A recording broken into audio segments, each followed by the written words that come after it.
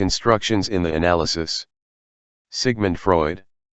Constructions in the analysis. It has always seemed to me that I spoke very much in favor of a certain well-known scientist treating psychoanalysis fairly at a time when most people did not feel compelled to do so. However, on one occasion he expressed an opinion about analytic technique that was pejorative and unfair. He said that when giving interpretations to a patient we treat him according to the famous principle of heads I win, tails you lose. That is, if the patient agrees with us, the interpretation is correct. If he contradicts us, it is a sign of his resistance, which also shows that we are right. In this way we are always right in front of the poor helpless devil we are analyzing, regardless of how he responds to what we present to him. Now, since it is actually true that a no from one of our patients is generally not enough to make us abandon an interpretation as incorrect, such a revelation about the nature of our technique has been very well received by the enemies of psychoanalysis. It is therefore worth giving a detailed account of how we usually arrive at the acceptance of the yes or no of our patients during psychoanalytic treatment, of the expression of their acceptance or refusal. The practical psychoanalyst will naturally learn nothing in the course of this apology that he does not already know. It is well known that analytic work aims to induce the patient to abandon his repressions, using the word in its widest sense, which belong to the first period of his evolution, and to replace them with reactions of a kind that would correspond to a state mental maturity. With this purpose in view, he must come to collect certain experiences and the affective impulses aroused by them that he has forgotten at the time. We know that your present symptoms and inhibitions are the consequence of repressions of this kind, that is, they are substitutes for the things you have forgotten.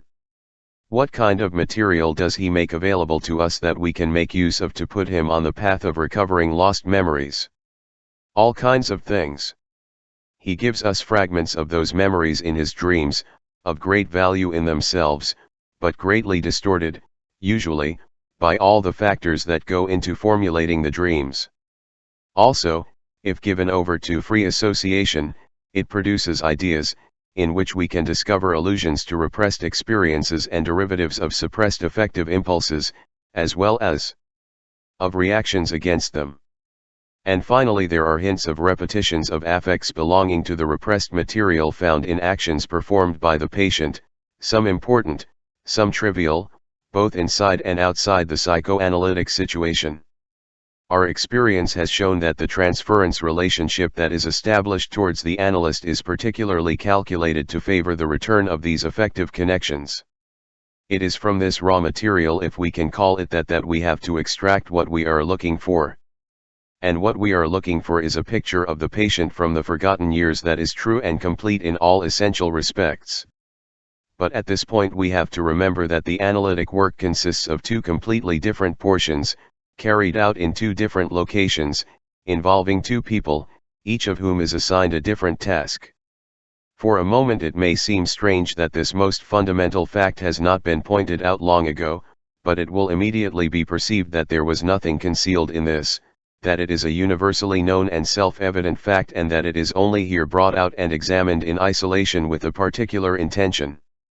We all know that the person being psychoanalyzed has to be induced to remember something that has been experienced by him and repressed, and the dynamic determinants of this process are so interesting that the other part of the job, the task performed by the psychoanalyst, is rejected for a second term. The analyst has neither experienced nor repressed any of the material under consideration. Your task should not be to remember something. What then is your task? His task is to bring out what has been forgotten from the traces he has left behind, or more correctly, to build it. The time and way in which he transmits his constructions to the person being psychoanalyzed, as well as the explanations with which he accompanies them, constitute the link between the two parts of the analytic work, between his own part and that of the patient. His construction, or, if you prefer, reconstruction work, is very much like an archaeological excavation of a house or an old building that has been destroyed and buried. The two processes are actually identical, except that the psychoanalyst works in better conditions and has more material, in that he is not dealing with something destroyed, but with something that is still alive, and perhaps for another reason as well. But just as the archaeologist builds the walls of the building from the foundations that have remained, he determines the number and location of the columns from the depressions in the ground, and reconstructs the wall decorations and paintings from the remains found in the ruins. The same does the psychoanalyst when he deduces his conclusions from the fragments of memories, from the associations and from the behavior of the subject. Both have an undeniable right to reconstruct, with supplementation and combination methods, the surviving remains. Both are also subject to common difficulties and sources of error. One of the most difficult problems facing the archaeologist is determining the antiquity of his finds, and if an object appears on some level or has been brought to it by some later disturbance. It is easy to imagine the corresponding doubts that arise in the case of psychoanalytic constructions. As we have said, the psychoanalyst works in more favorable conditions than the archaeologist, since he has a material that has no comparison with that of the excavations, for example, from the repetition of reactions dating from childhood and everything, which is indicated by the transfer in connection with these repetitions. But it must also be taken into account that the excavator deals with destroyed objects from which large and important fragments have been lost, due to mechanical violence, fire, and looting. No amount of effort will discover them or unite them with the surviving remnants. The only path left is reconstruction, which for this reason can often only reach a certain degree of probability. But something different happens with the psychic object whose early history the psychoanalyst tries to recover. Here we currently find ourselves in a situation that in archaeology only occurs in rare circumstances, such as those of Pompeii or those of the tomb of Tutankhamun. All the essentials are preserved, even things that seem completely forgotten are present somehow and somewhere and have merely been buried and made inaccessible to the subject. Actually, as we know, it can be doubted whether any psychic structure can be the victim of total destruction. It only depends on the psychoanalytic technique whether we succeed in bringing fully to light what is hidden. There are only two other facts that counterbalance the extraordinary advantage that psychoanalytic work enjoys. 1. That psychic objects are incomparably more complicated than excavation material, and another, that we have insufficient knowledge of what we can expect to find in since its finer structure contains so many things that are still mysterious. But our comparison of the two kinds of work cannot go further than this, because the main difference between them lies in the fact that for the archaeologist reconstruction is the aspiration and end of his efforts, while for the analyst construction is only preliminary work. It is not, however, groundwork in the sense that it has to be completed before the next work can be started, as, for example, is the case in the construction of a building where all the walls have to be erected, and all the windows to be embedded before the internal decoration of the rooms can be begun. Every psychoanalyst knows that things happen differently in an analytic treatment and that both kinds of work are done simultaneously, one of them going a little ahead and the other following. The psychoanalyst completes a construction and communicates it to the subject of the analysis, so that he can act on it. He then constitutes another fragment with the material that reaches him, does the same and continues in this alternate way to the end. If so little is said about constructions in works on psychoanalytic technique, it is because instead of them they speak of interpretations and their effects. But I think construction is certainly the more appropriate word. The term interpretation applies to something one does with some simple element of the material, such as an association or a parapraxia. But it is a construction when one places before the analysand a fragment of his past history, which he has forgotten, in a way roughly like this: until you were n years old, you considered yourself the sole and unlimited owner of your mother, then another baby arrived and brought her great disappointment. Your mother abandoned you for a time, and even when she reappeared, she was never devoted exclusively to you. Feelings towards your mother, they became ambivalent, your father achieved a new importance for you, etc. In the present article our attention will be directed exclusively to this preliminary work carried out by the constructions. And here, already at the beginning, the question arises as to what guarantees we have that while working on them we do not make mistakes and jeopardize the success of the treatment by presenting some construction that is incorrect. It seems that in this question an answer with general validity cannot be given in all cases, but even before discussing it we can listen to some comforting information derived from psychoanalytic experience. Because we will learn that there is no harm done because we ever make a mistake and give the patient a wrong construction of the probable historical truth. Naturally, it is a waste of time, and simply presenting the patient with false combinations will not create a very good impression on him or go far in his treatment, but a small error of this kind will do no harm. What actually happens in such cases is rather that the patient remains unmoved by what he has been told and does not react with either a yes or a no. This possibly only means that his reaction is postponed, but if nothing else results we can conclude that we have made a mistake and must admit it to the patient on some favorable occasion so as not to jeopardize our authority. This opportunity will present itself when new material comes to light that allows us to make a better construction and thus correct our error. In this way the erroneous construction disappears as if it had never been done, and in fact we often have the impression that, to borrow the words of Polonius, our falsehood has been reproached by the truth. Certainly the danger of our misleading our patient by suggesting to persuade him to accept things which we think they are, but which he thinks they are not, has been greatly exaggerated. An analyst would have to have behaved very badly for this misfortune to happen to him. Above all, he would be accused of not having allowed the patient to express his opinion. I can state without boasting that this abuse of suggestion has never occurred in my practice. From what we have said it follows that we are not inclined to ignore the indications that can be inferred from the patient's reaction when we have offered him one of our constructions. This must be explained in detail. It is true that we do not accept the no of a person undergoing treatment for its face value, but we do not give way to their yes either. There is no justification for accusing us that we invariably tend to twist your observations into confirmation. In reality things are not that simple, nor do we allow ourselves to make it so easy for us to reach a conclusion. A simple yes from a patient is not without ambiguity. It may actually mean that you recognize the fairness of the construction that has been presented to you, but it can also be meaningless or even deserves to be described as hypocritical, since it may be convenient for his resistance to make use of an assent in his circumstances to prolong the concealment of the truth that has not been discovered. The yes has no value, unless it is followed by indirect confirmations, unless the patient immediately after his yes produces new memories that complete and extend the construction. Only in such a case do we consider that the yes has fully referred to the subject under discussion.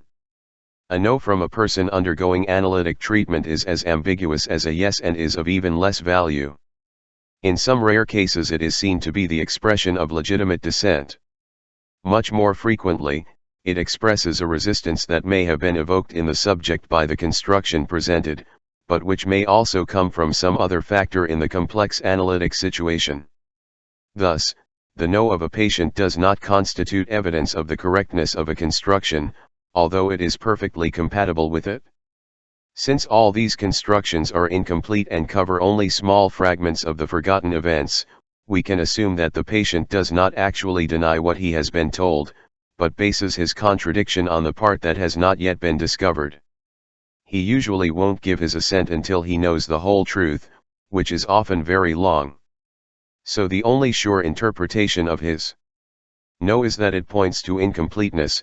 There is no doubt that the construction has not told you everything. It seems, therefore, that the patient's overt statements after a construct has been presented provide very little evidence on the question of whether or not we have got it right. It is of the greatest interest that there are indirect forms of confirmation that are credible in all respects. One of them is the form of expression used, as by general agreement, with very few variations, by the most different people. I never thought, or I shouldn't have thought, this or about this. Which can easily be translated as, yes, you're right, about my unconscious. Unfortunately, this formula, which is so well received by the analyst, reaches his ears more often after simple interpretations than after having produced a comprehensive construction. An equally valuable confirmation is implied, this time expressed positively, when the patient answers with an association that contains something similar or analogous to the content of the construction. Rather than take an example of this from an analysis, which would be easy to find, but would take a long time to discover, I prefer to give an account of a little extra-analytic experience that presents a similar situation so clearly as to almost comical effect. It concerned one of my colleagues, who, some time ago, had chosen me as a consulting physician in his medical practice.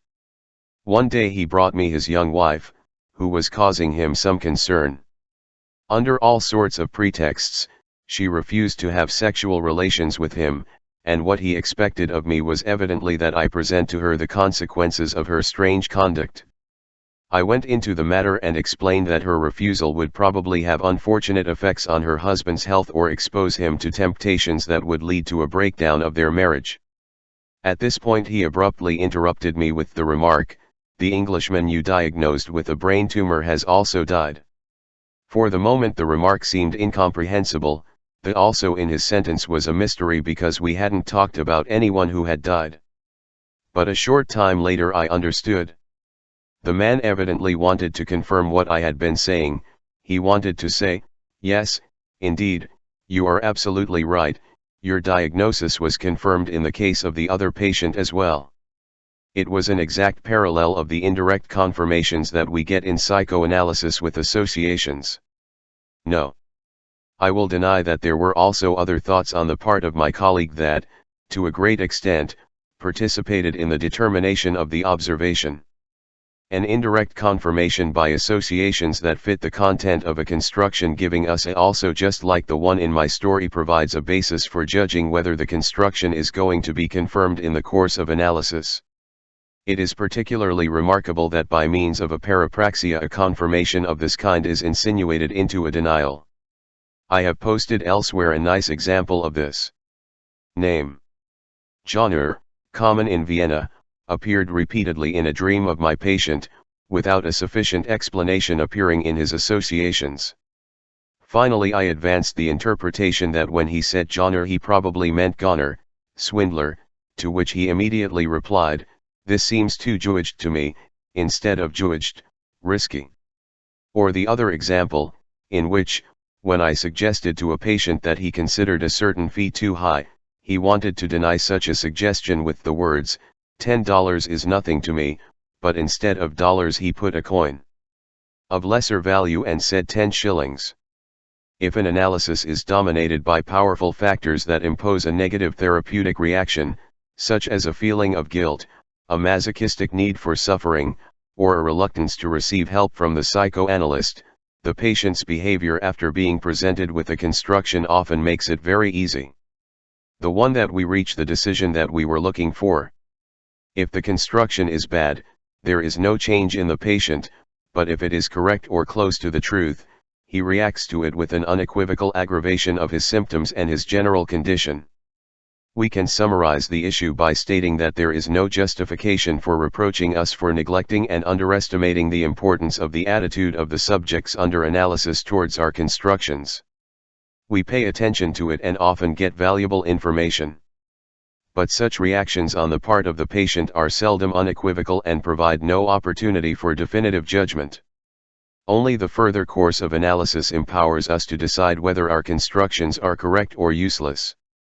We do not claim that a construction is more than a conjecture waiting for examination, confirmation, or rejection. We do not pretend to be right, we do not demand acceptance from the patient or argue with him if he denies it in principle.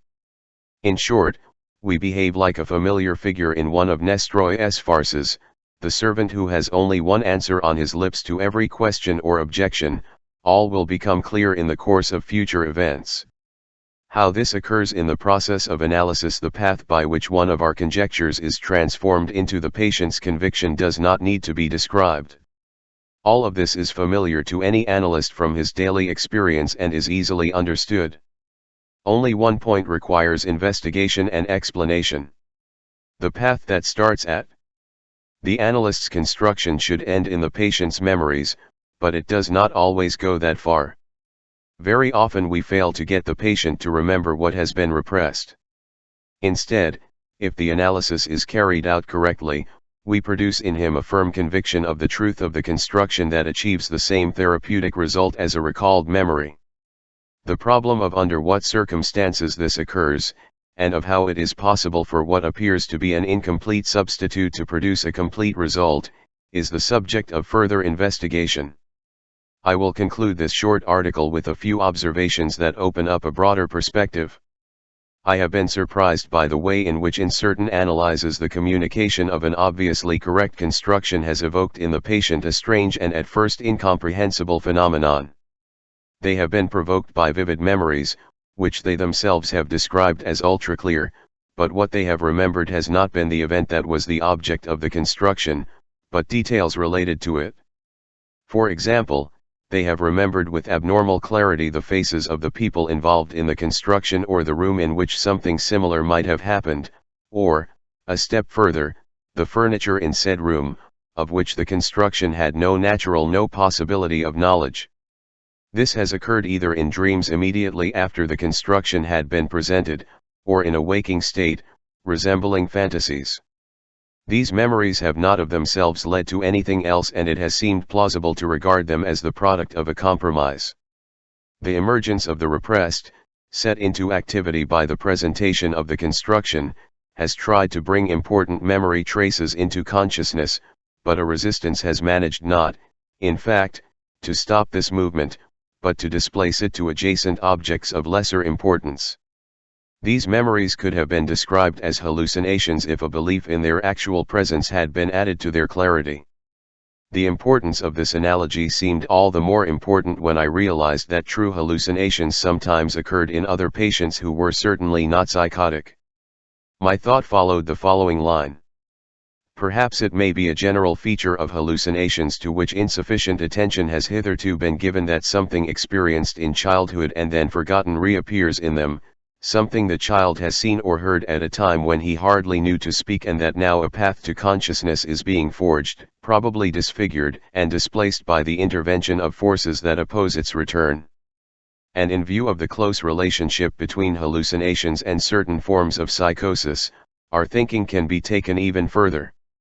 It may be that the delusions into which such hallucinations are so often incorporated may in turn be less independent of the revival of the unconscious and the return of the repressed than we usually think.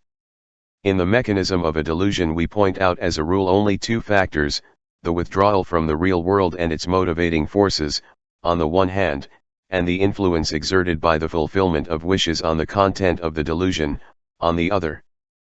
But can it not be that the dynamic process is rather that the estrangement from reality is set in motion by the tendency for the emergence of the repressed to inculcate its content in consciousness, while the resistance provoked by this process and the impulse to wish fulfillment share responsibility for the distortion and displacement of what is remembered? This is, after all, the usual mechanism of daydreams that intuition has compared to madness since time immemorial. I think this approach to delusions is not entirely new, but it nevertheless brings to the fore a point of view that is not usually in the foreground. Its essence is that there is not only method in madness, as the poet already perceived, but also a fragment of historical truth, and it is plausible to suppose that the compulsive belief attributed to delusions derives its force from precisely infantile sources of this kind. All I can offer today in support of this theory are reminiscences, not recent impressions. It would probably be worth trying to study cases of the disorders in question on the basis of the hypotheses that have been presented here, and also to treat them following these guidelines. The vain effort to convince the patient of the error of his delusions and of their contradiction with reality should be abandoned, and, on the contrary, the recognition of his core of truth would provide a common base on which therapeutic work could develop. This work would consist of freeing the fragment of historical truth from its distortions and its relations with the present, and making it go back to the moment in the past to which it belongs. The transposition of material from a forgotten past to the present or to a future expectation is actually a common occurrence in neurotics no less than in psychotics. Quite frequently, when a neurotic is led by a state of anxiety to await the arrival of some terrible event, he is actually under the influence of a repressed memory, which tries to enter consciousness, but cannot become conscious, that something that at that time was terrifying will actually happen. I think we would gain much valuable insight from work of this kind with psychotics, even if it did not lead to therapeutic success. I already realize that it is of little use to treat such an important subject in the summary manner that I have used here. But that is not why I have been able to resist the temptation to present an analogy. The delusions of the patients appear as the equivalent of the constructions that we build in the course of a psychoanalytic treatment, attempts at explanation and cure, although it is true that in the conditions of a psychosis they can do no more than substitute the fragment of reality which is being denied in the present by another fragment that has already been rejected in the remote past. It will be the task of each individual investigation to reveal the intimate connections between the material of present rejection and that of primitive repression. Just as our construction is effective only because it receives a fragment of lost experience, delusions owe their power of conviction to the element of historical truth that they insert in place of the rejected reality. Along this path, a proposition that in principle is affirmed only for hysteria would also apply to delusions, that those who are subject to them suffer from their own reminiscences. With this brief formula I try to discuss the complexity of the origins of the disease or to exclude the intervention of many other factors. If we consider humanity as a whole and replace it with the isolated human individual, we discover that it too has developed delusions that are inaccessible to logical criticism and contradict reality. If despite this they are capable of exercising an extraordinary power over men, the investigation leads us to the same explanation given in the case of the individual. They owe their power to the element of historical truth that they have brought from the repression of the forgotten and the primal past. End. Constructions in the analysis. Sigmund Freud.